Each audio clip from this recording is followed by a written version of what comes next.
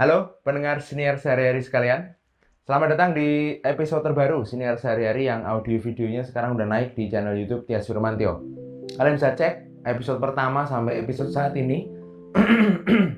Itu udah naik ya semuanya. Dan versi audionya tentu ada di Spotify. Oke, kali ini episode terbaru kita akan ngebahas soal sebuah ini sebenarnya hal yang rame, hal biasa terjadi tapi rame karena berkaitan dengan uh, film yang lagi hype di Netflix ya, yaitu Tinder Swindler. Tapi ternyata ada juga Tinder Swindler yang dari Indonesia. Nah, gimana ceritanya dan apa yang terjadi dengan kasus ini kita akan bahas di sini karena ini cukup menarik karena berkaitan dengan motif cinta, motif ekonomi, dan yang jelas pasti ada penipuan di dalamnya. Mari kita bahas bareng-bareng, dan kalau kalian punya cerita yang serupa ataupun pengalaman menarik, bisa silahkan share di kolom komentar di bawah, nanti kita diskusi di sana. Terima kasih dan selamat mendengarkan.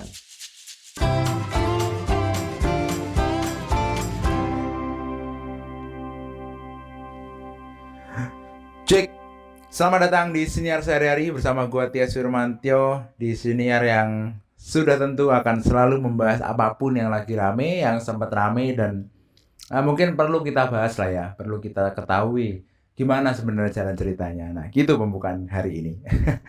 Oke, sebelum gue lanjut ke pembahasan di Sinarnya, gue mau mengucapin selamat menunaikan ibadah puasa bagi teman-teman gue yang beragama Muslim dan yang menjalankannya ya. Semoga puasa tahun ini senantiasa diberi kelancaran dan bisa sampai di hari kemenangan nanti di hari raya Idul Fitri. Dan semoga ketambahan juga. Kemarin kita tahu bahwa udah ada rencana bahwa kita boleh untuk melakukan sholat tarawih bersama, kemudian kita juga boleh melakukan ibadah wajib bersama, terus sama mungkin masih ada kemungkinan besar kita boleh melakukan kebiasaan kita ketika hari raya Idul Fitri secara normal dan sesuai dengan yang sering kita lakukan karena kasus Covid sudah menurun gitu ya. Semoga itu benar-benar bisa menjadikan semangat baru buat teman-teman dalam menjalankan ibadah puasa tahun 2022 ini.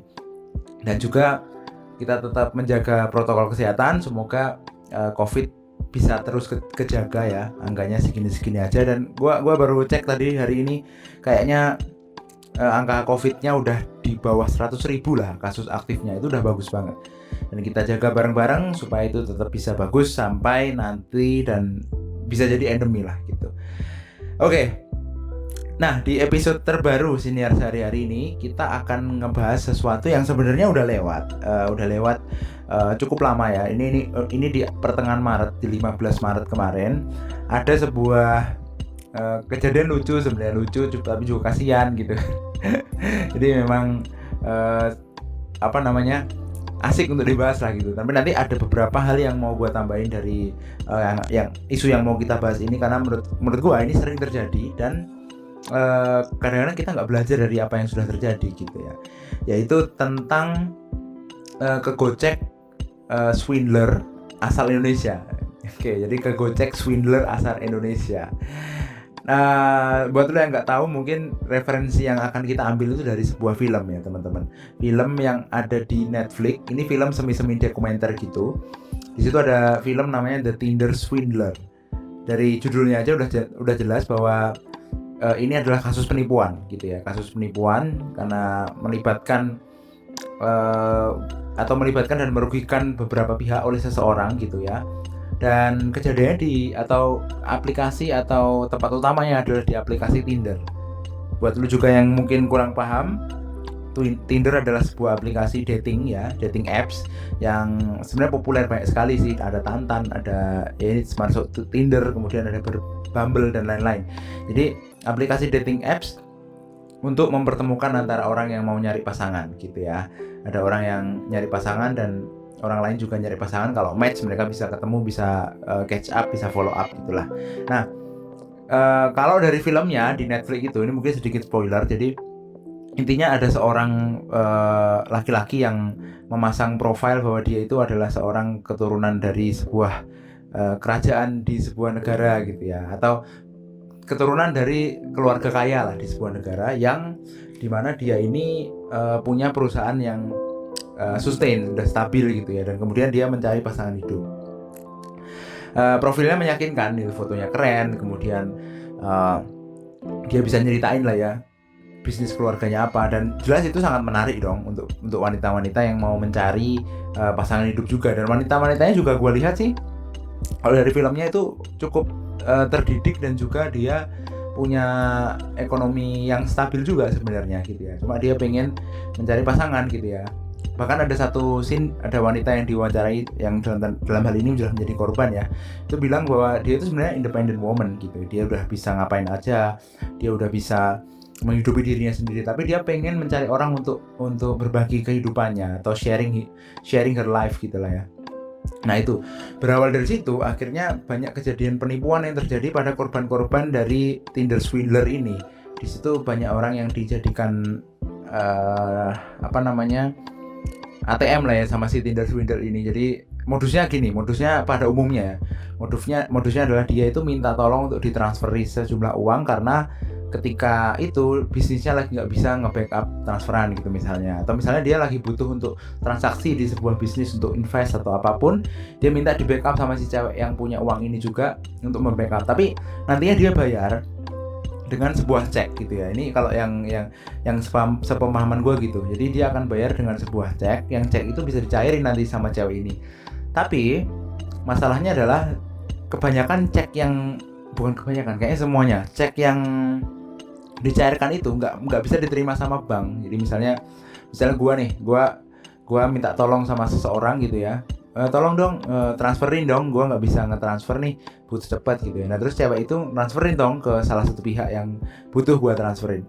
Nah gue ngasih cek nih ke cewek ini buat ini gantinya tadi gitu ya, jumlahnya sama, nominalnya sama. Nah ketika si cewek itu mau nyairin cek tersebut, bank nggak bisa, artinya nolak gitu ya. Ini nggak bisa nih, entah karena salah nomor, entah salah nominal, atau mungkin akun banknya juga nggak aktif dan lain-lain. Akhirnya terciumlah penipuan ini gitu ya, dan akhirnya sekarang kalau nggak salah dia ketangkep juga si Tinder swindler ini setelah beroperasi cukup lama gitu ya di seluruh dunia cuy. Operasinya nggak cuma di mana-mana. Nah kok ya ternyata modus yang sama ada terjadi di sekitar kita, dan dalam hal ini di Indonesia. Dan ini gua nemu kasusnya di Twitter awalnya gitu ya, di Twitter yang tadi ditulis di 15 Maret 2022. Nah, modusnya secara umum hampir sama seperti yang ada di filmnya, di film Tinder swindler itu ya. Nah, tapi kali ini dia ini sama juga flexing ya, yang jelas pasti flexing, meyakinkan bahwa dia itu punya kekayaan gitu, dia itu punya power gitulah, biar orang yakin ya gitu. Nah, tapi memang korbannya juga sama, pengguna aplikasi dating online juga, tapi ada yang unik gitu ya di kasus kali ini gitu ya, di kasus Tinder swindler Indonesia ini. Kebanyakan korbannya juga adalah laki-laki, dan gua sih menangkap orientasi seksualnya memang berbeda. Jadi orientasi seksualnya kayaknya ini gay, kemudian dia menipu orang-orang yang juga gay gitu ya, melalui aplikasi dating tapi khusus yang gay gitu ya. Nah ini ceritanya agak beda dengan yang tadi The Swindler, cuma modusnya sama persis, penipuannya hampir sama persis, minta tolong transfer, kemudian minta tolong backup dana dulu, tapi tiba-tiba menghilang. Oh ya, ada satu lah perbedaan.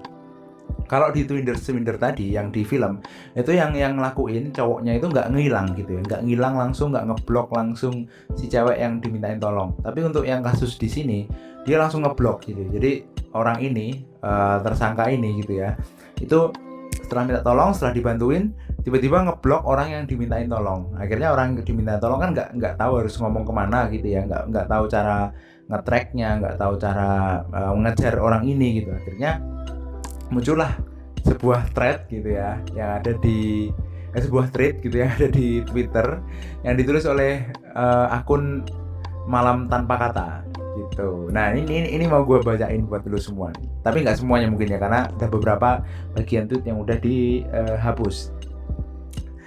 Nah tweet ini diawali dengan kalimat Twitter please do your magic. Hati-hati Tinder swindler versi Indonesia. Jadi dia nulis, jadi aku Jadi aku udah bingung banget mau curhat kemana, ditipu mentah-mentah sama orang ini. Ada yang kenal kah? Atau ada yang jadi korban juga? Aku bakalan cerita kronologis lengkapnya di bawah ya. Mohon RT atau mohon bantu retweet. Nah di situ kemudian ada foto, ada empat foto lah ya. Orangnya sama, 4 foto yang sebenarnya gue mau ketawa.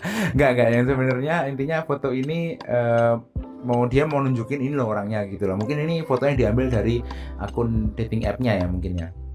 Oke, kita lewati aja foto-fotonya, nanti lu bisa lihat sendiri ya di @malamtanpakata. Karena ada beberapa tweet yang sudah dihapus, mungkin terlalu sensitif ya. Nah, di bagian berikutnya dia tuh nulis bahwa memang si pelaku ini itu pertama dia pakai identitas palsu gitu ya. Dia pakai identitas palsu dan kemudian dia flexingnya berupa dia ngajakin jalan-jalan, makan-makan, kemudian cerita soal apa yang dia punya nih. Kalau gue lihat picture-nya sih ini kayak capturean dari Instagram kayaknya atau WhatsApp ya. Jadi dia bilang bahwa di Bandung itu ada pabrik tekstil 4 lokasi total 22.000 karyawan.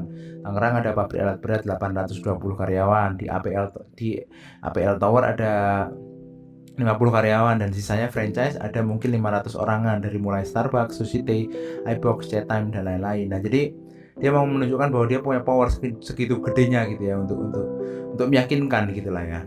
Nah, kemudian kalau gua turun ke bawah terus, kalau lu turun ke bawah terus bahwa si pemilik akun Malam Tanpa Kata ini jadi akhirnya nge-track ke beberapa orang yang di-follow atau nge-follow ya. Di-follow lah ya.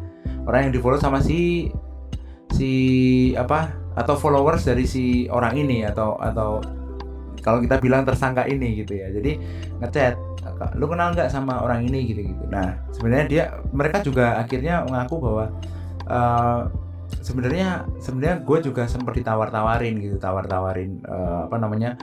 ditawarin pabrik, ditawarin franchise dan lain-lain, dan dia melakukan modus yang sama ternyata gitu ya kepada banyak orang.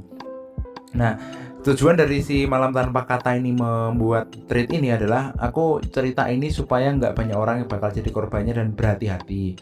Dia menjanjikan hidup bersama dan mimpi yang sempurna sekali. We should known better.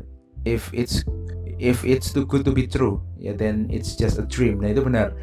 Mungkin aku juga yang terlalu clingy. Jadi dia mengakui bahwa dia itu clingy dan ada masalah di masa lalunya dan lain-lain itulah gitu. Itu nggak mau kita angkat ke sini, dan banyak yang tergiur ini gitulah. Banyak yang tergiur dengan cara si pelaku ini melakukan persuasi. Bahkan si pemilik akun Twitter ini bilang kalau ketemu langsung sama orang ini, cara dia bicara, mannernya itu bisa membuat kita percaya 100% gitulah ya.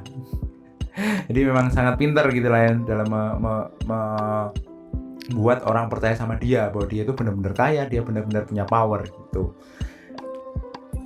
Jadi saking banyaknya ada yang ketipu 10 juta, 6 juta, kemudian dibawa kabur gitu ya uangnya.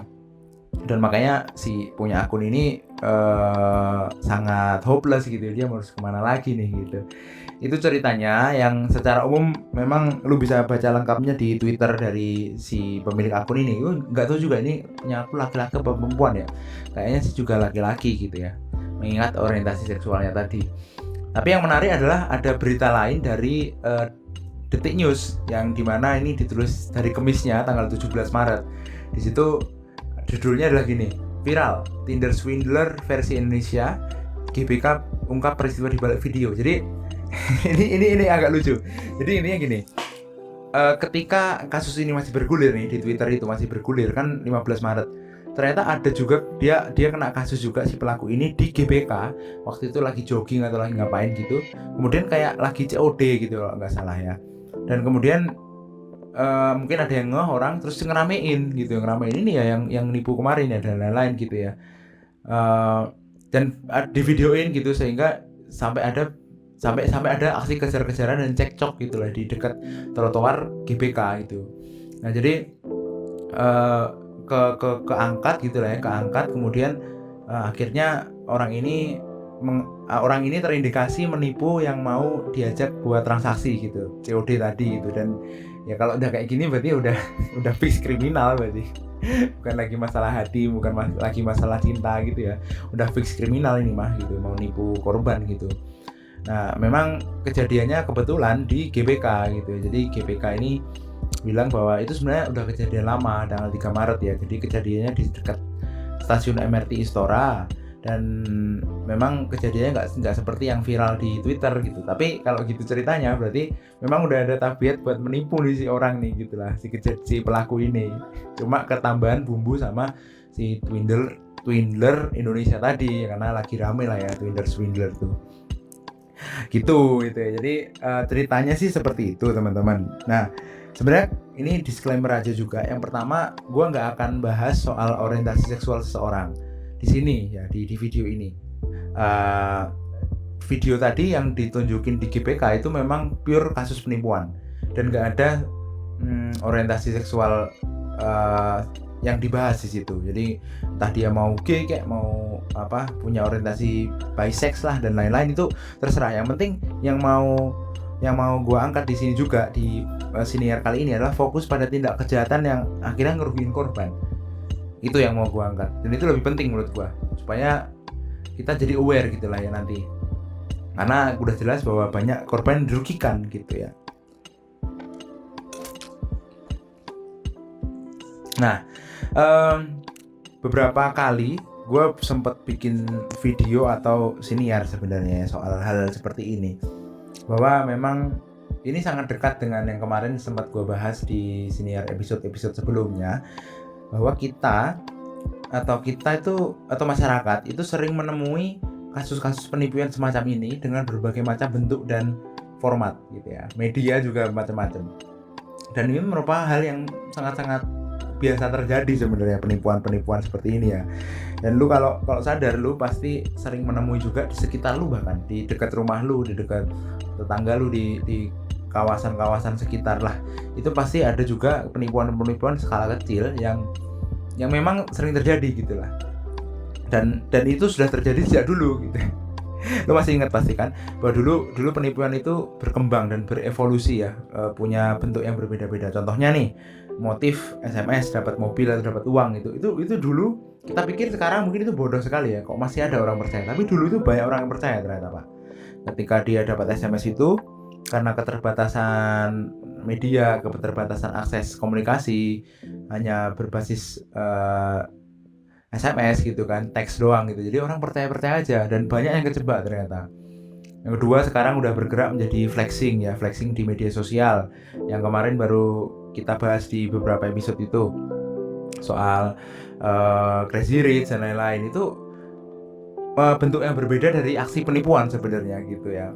Dan yang jelas yang mau gua angkat di sini, atau yang mau gua ciriin di sini adalah penipuan apapun melalui media apapun ya, mau media cetak kayak mau media teks atau media video atau media online, itu pasti ada unsur persuasi sampai korban ini percaya bahwa apa yang disampaikan si penipu ini adalah hal yang benar gitu.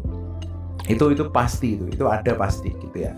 Nah, masalahnya sekarang semua kan jadi lebih cepat dan lebih besar ya. Kadang-kadang satu tindakan itu dilakukan, efeknya bisa masif sekali karena bantuan berbagai media yang baru, internet, terus kemudian media sosial, dan akhirnya kayak ruang waktu itu nggak ada batasnya lagi gitu ya. Misalnya kemarin kita punya kasus yang ada di Medan sana atau di Sumatera Utara sana, ternyata beritanya kesebar sampai di Pulau Jawa sini gitu ya. Jadi itu termasuk salah satu contoh bahwa kasus penipuan atau kasus flexing, kasus-kasus yang akhirnya akan merugikan masyarakat itu udah sangat berevolusi dan kebawa sampai kemana-mana melalui internet dan juga media sosial gitu ya. Lalu sekarang pertanyaan gini, kok kita udah tahu nih banyak kasus penipuan seperti ini, ada banyak sekali hal yang bisa mengancam kita gitu, kok ya masih banyak yang mudah ketipu gitu kan, pertanyaan gitu kan sekarang kan. Kenapa kok ya masih banyak yang ketipu gitu, kok masih banyak yang mau percaya gitu kan, kenapa gitu secara psikologis. Nah, ada fakta menarik yang gue temuin cuy. Gini, jadi pertama, penipuan atau orang ketipu gitu itu nggak ada sangkut pautnya dengan tingkat pendidikan, usia, kecerdasan, kemudian status sosial, itu nggak ada. Intinya semua orang, mau dia kaya kayak mau dia pintar kayak mau dia pendidikan sampai S3 kayak, itu tetap punya potensi untuk ketipu terhadap sesuatu gitu ya. Jadi manusia itu sangat-sangat rentan untuk ketipu pada berbagai macam hal yang belum jelas, belum clear buat dia gitu.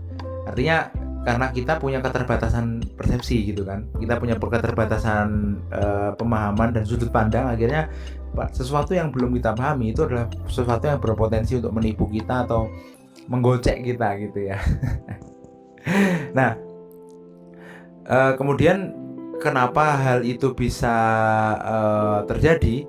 Karena kita di masyarakat kita itu terbentuk dengan orang lain atau terbentuk dengan masyarakat itu karena adanya unsur kepercayaan antara satu dan lainnya gitu. Jadi masyarakat kita ini kebentuk dimanapun itu karena kita saling percaya dengan orang lain yang membuat sebuah sistem untuk dijalankan bersama gitu ya.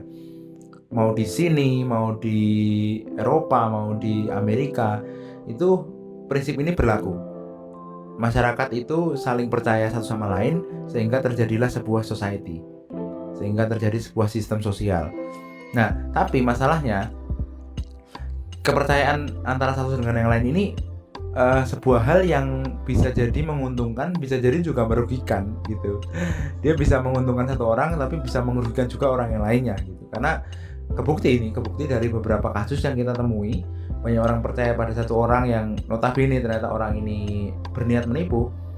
Akhirnya yang percaya tadi akan tertipu tipu muslihat yang dilakukan oleh si pelaku ini gitu. Itu yang perlu kita pahami dari prinsip kerentanan manusia, kerentanan kita gitu ya. Kita tuh harus ngakuin bahwa kita rentan kayak gitu ya.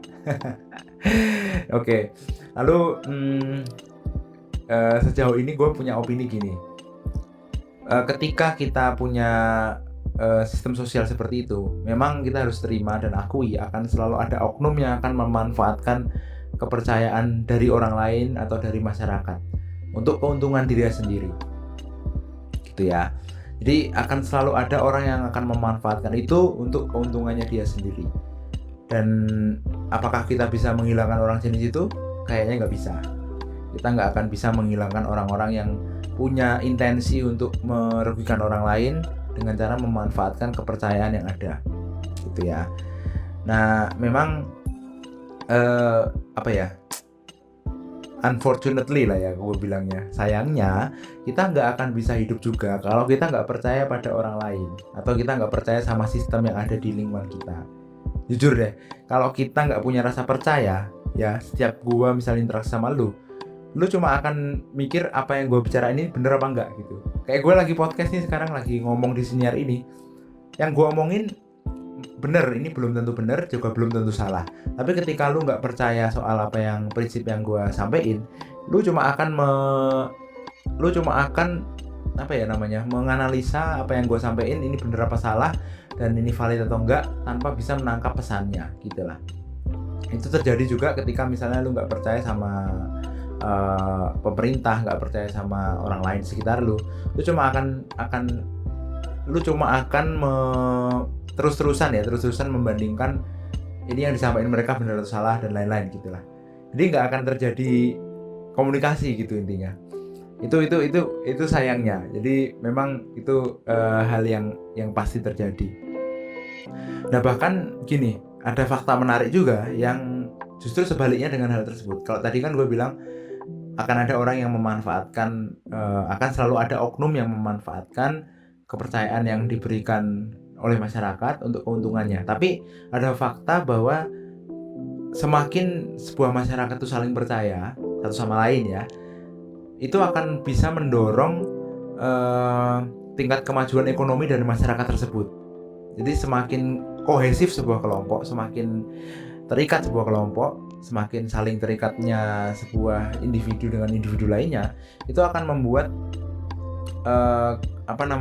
ekonomi atau kemajuan itu datang ke kelompok tersebut. Karena kerjasamanya jalan, karena berbagai macam bidang yang dalamnya jalan, walaupun tetap ada oknum-oknum tadi yang mungkin akan memanfaatkan ya gitulah. Nah, tetap ada benefit berarti kan, tetap ada benefit dari kepercayaan kita kepada orang lain gitu, nggak sepenuhnya buruk gitulah intinya. At least kita ada dua lah yang gue yang selama ini gue pikir adalah benefit ketika kita percaya sama orang lain. Yang pertama, yang jelas kita bisa bekerja sama dengan orang lain itu untuk membangun dalam tanda kutip atau quote and quote surga yang kita idam-idamin. Misalnya kita pengen daerah sekitar kita itu punya banyak hal yang menguntungkan untuk kita gitu ya, atau punya banyak resource yang menguntungkan untuk kita, ya kita bangun bersama orang lain itu gitu. Kita saling percaya bahwa mereka bisa membantu kita, itu bisa kewujud cuy.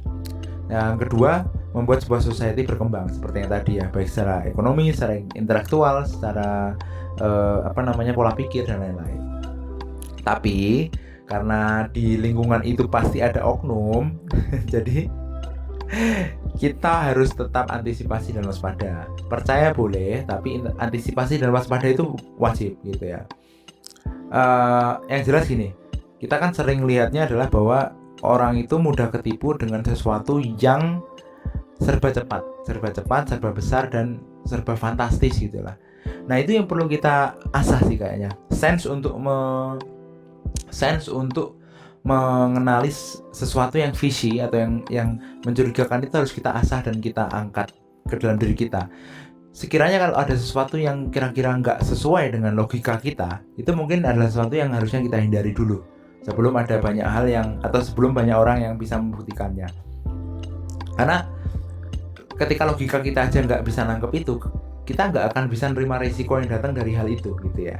Contohnya kayak kemarin kasus afiliator gitu ya misalnya. Mereka menjanjikan bahwa bisa kaya cepat dan bisa makmur dengan cepat. Itu mungkin terjadi, possibility-nya pasti ada. Tapi kebanyakan orang hanya fokus ke serba cepatnya dan juga serba makmurnya itu. Nggak mempertimbangkan risiko apa yang bisa muncul dari situ. Kan sebenarnya ini sangat mencurigakan nih, kok bisa orang cepat kaya, cepat makmur gitu, padahal kita tahu semua itu harus berprogres gitu kan. Nah, oleh sebab itu menurut gua kita harus punya keahlian untuk mencium sesuatu yang mencurigakan itu dengan cara mengukur risiko-risiko yang ada di sekitarnya. Karena risiko itu pasti ada di setiap hal lah gitu intinya. Nggak mungkin semua hal itu nggak ada risikonya gitu. Jadi saran aja nih buat kita bahwa percaya aja apa yang bisa kita logika dulu gitu sekarang. Nggak apa-apa terbatas, nggak apa-apa kita belum bisa misalnya kita belum merasa logika kita bisa maju, cuma at least kita bisa bertanggung jawab atas pilihan kita gitulah. Nah, kayak kasus si swindler ini, memang kita punya keterbatasan dengan untuk mengenali sesuatu yang kita anggap itu adalah kebutuhan kita gitu ya. Jadi walaupun kita butuh sesuatu, misalnya kita butuh uang, kita butuh cinta, kita butuh perhatian, terus kita butuh apapun lah, ketika sesuatu yang kita butuhkan itu datang dengan cepat atau datang dengan dalam tanda kutip buru-buru, itu kayaknya kita perlu curiga cuy. Nggak harus kita terima mentah-mentah gitu. Nggak harus kita, ya walaupun gue butuh uang misalnya, ketika tiba-tiba ada tawaran dari seseorang gitu untuk ini nih, lu bisa kayak cepat dengan cara ini. Kalau udah kayaknya kayak gitu, kayaknya nggak masuk akal. Walaupun gue butuh uang, gue harus antisipasi risiko yang datang dari dari tawaran tersebut. Termasuk di Tinder swindler ini. Dari filmnya juga gue ngelihat bahwa walaupun kita butuh cinta atau kita butuh partner atau pasangan hidup ya, yang untuk mengisi kekosongan yang kita miliki gitu ya. Kalau itu datang terlalu cepat, kayaknya itu perlu kita analisa juga. Karena nggak mungkin sesuatu datang dengan cepat tanpa proses gitu ya. Ya mungkin itu aja yang mau gue bahas ya. Terlalu panjang nanti kalau kemana-mana. Jadi intinya gue berharap kasus semacam ini bisa membuat kita belajar ya untuk berkembang, dan kita tahu bahwa segala bentuk hal yang negatif maupun positif di masyarakat itu selalu improving dan juga selalu bentuknya akan tidak sama dengan versi-versi sebelumnya. Jadi kita harus tetap antisipasi dan tetap bisa bertanggung jawab atas pilihan-pilihan yang kita buat gitu ya. Karena kalau udah rugi kita nggak akan tahu bisa kemana-mana gitu ya. Selain kembali ke diri kita sendiri. Dan yang penting kita harus menjaga diri dan pikiran kita untuk tetap waras supaya kita tetap bisa melakukan logika-logika sederhana lah, deduksi sederhana tentang apa yang kita butuhkan dan apa yang datang kepada kita gitu. Jadi nggak semerta-merta kata kita butuh A, terus A itu datang dengan cepat kita langsung ambil. Padahal kita belum atur atau belum menghitung risiko yang akan datang dari itu. Oke, terima kasih sudah mendengarkan celotehan gua soal swindler Indonesia yang menggocek kita semua. Ini kayaknya kasusnya akan terus berkembang. Cuma sejauh ini yang gua tahu seperti itu. Semoga bisa membuka pemahaman yang sama atau pemahaman yang berbeda pun boleh juga dari elu, dan kita bisa diskusi nanti di media sosial gua, di YouTube bisa, di Instagram bisa. Oke, gitu aja dan sampai jumpa di episode berikutnya. Bye bye.